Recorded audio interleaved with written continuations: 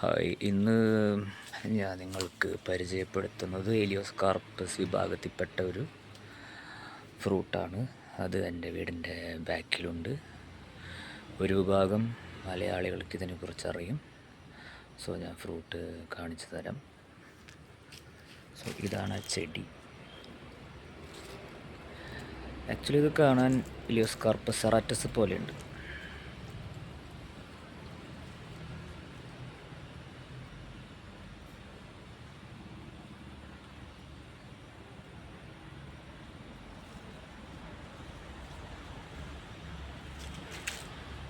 ഞാനിത് എലിയോസ്കാർപ്പസിൻ്റെ റിസർച്ചിൻ്റെ ഭാഗമായി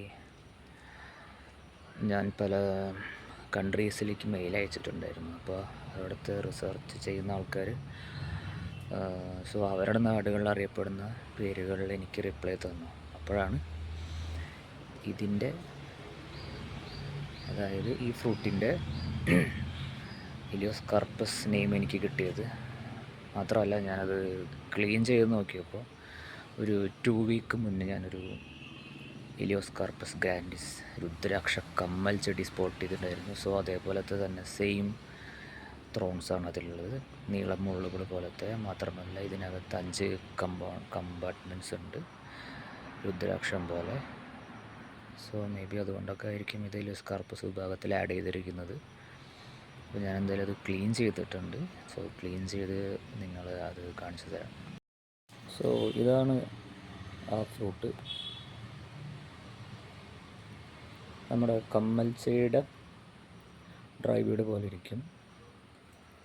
ആക്ച്വലി ഇത് അമ്പഴത്തിൻ്റെ ഉൾഭാഗമാണ്.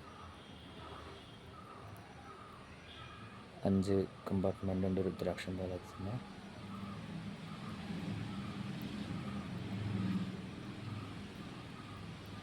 എലിയോസ്കാർപ്പസ് വിഭാഗത്തിൽപ്പെട്ടതാണ്. കേരളത്തിൽ അമ്പഴങ്ങ എന്നറിയപ്പെടും. സോ ഇതാണ് പ്ലാന്റ്. സോ ഇതെൻ്റെ വീടിൻ്റെ ബാക്ക് സൈഡാണ്.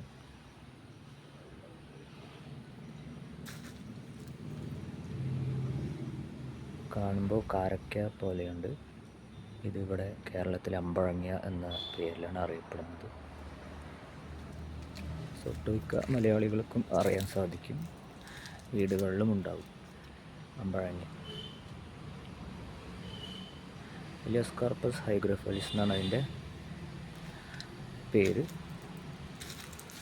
സോ ഞാനതിൻ്റെ ക്ലീൻ ചെയ്ത വീട് കാണിച്ചു തരാം.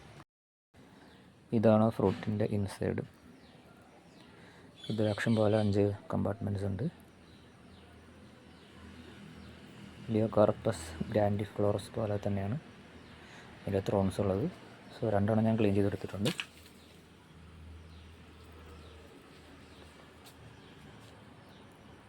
സോ ഇത് വെസ്റ്റേൺ കൺട്രീസിൽ സ്പോട്ട് ചെയ്തിട്ടുണ്ട്. അവിടെ എലിയോസ്കാർപ്പസ് പേര് തന്നെയാണ് ഇത് അറിയപ്പെടുന്നത്.